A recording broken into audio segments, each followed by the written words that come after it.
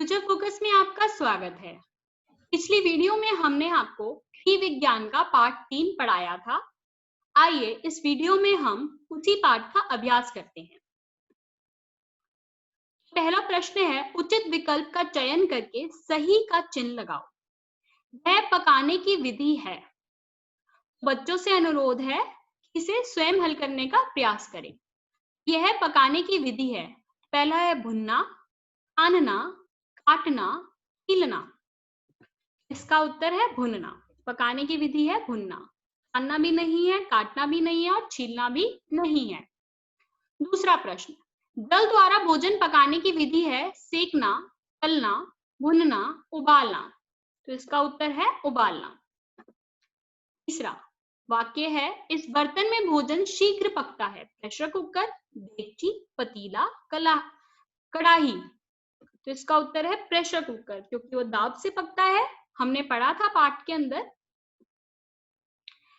इस व्यंजन भाप द्वारा नहीं पकाया जाता। यह जो व्यंजन है वो भाप से नहीं पकाया जाता। इडली भी हम भाप से पकाते हैं, ढोकला भी हम भाप से पकाते हैं, मोमोज भी हम भाप से पकाते हैं और समोसा ये हम भाप से नहीं पकाते। तो इसका उत्तर है समोसा।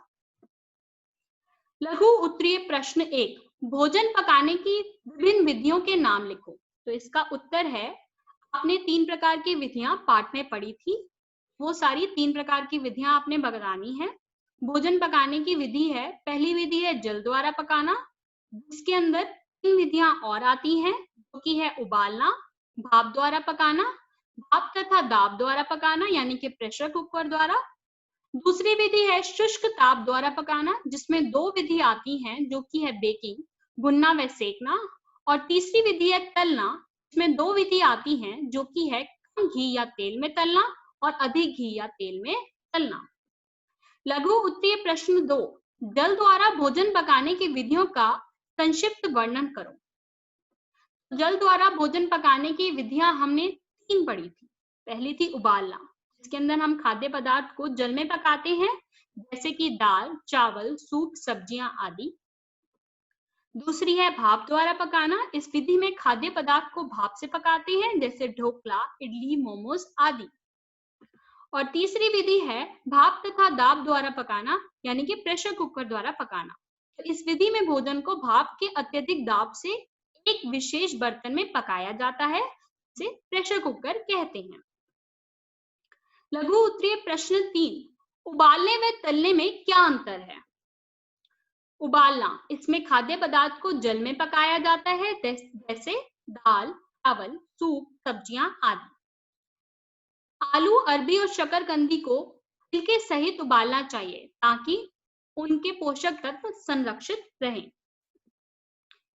तलना, इस विधि द्वारा पकाने के लिए तेल या घी की मात्रा अधिक रखी जाती है। समोसे, पकोड़े, पूड़ियां आदि इस विधि से पकाए जाते हैं। तलने के लिए प्राय कढ़ाई का प्रयोग किया जाता है। तलना, वैसे हम अधिक और कम घी में दोनों में तलते हैं। तो तलने की विधि में हमें तेल या घी का उपयोग होता है, परंतु उबालने के अंदर तेल या घी का प्रयोग की बजाय हम पानी का उपयोग करते हैं। लघु उत्तरीय प्रश्न 4, आपको भोजन पकाने की कौन सी विधि सर्वोत्तम लगती है और क्यों। तो सबसे सर्वोत्तम जो विधि है वो है भाप द्वारा पकाने की विधि, क्योंकि भाप द्वारा पका हुआ भोजन हल्का और सुपाच्य होता है, रोगी के लिए उपयुक्त रहता है, पोषक तत्व संरक्षित रहते हैं, पकाने में कम समय लगता है। लघु उत्तरीय प्रश्न 5, निम्नलिखित विधियों द्वारा पकाए जाने वाले 2 व्यंजनों के नाम लिखो। उबालना, भुनना, भाप द्वारा पकाना।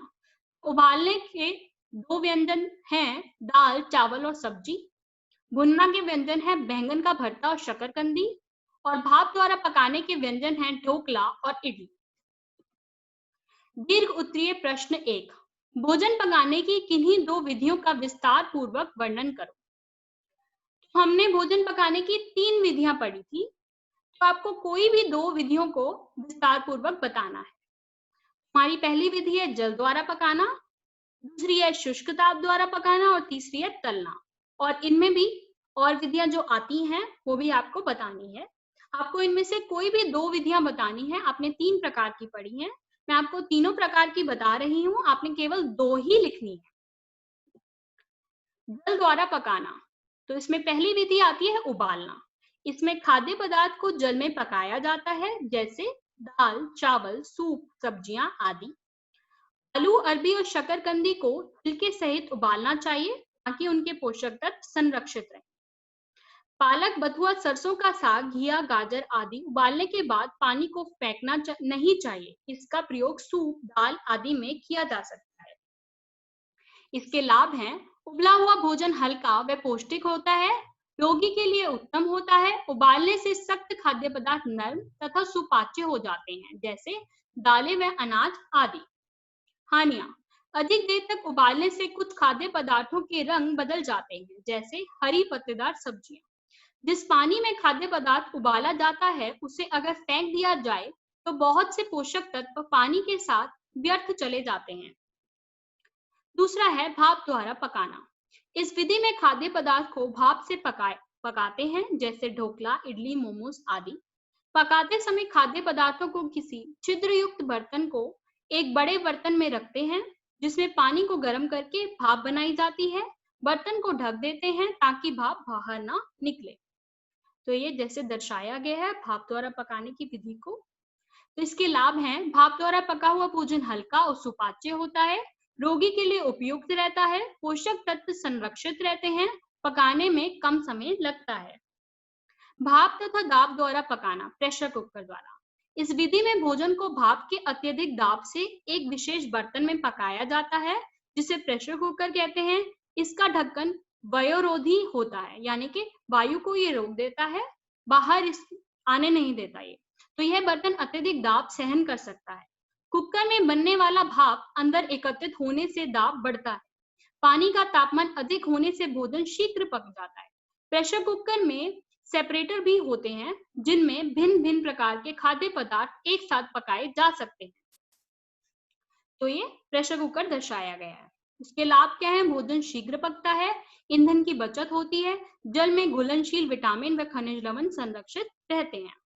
दूसरी विधि थी शुष्क ताप द्वारा पकाना। इस विधि में पकाने, सेकने व भूनने का काम शुष्क ताप द्वारा किया जाता है, जिसमें बेकिंग आती है, जिसमें गर्म भट्टी, तंदूर या ओवन में पकाया जाता है।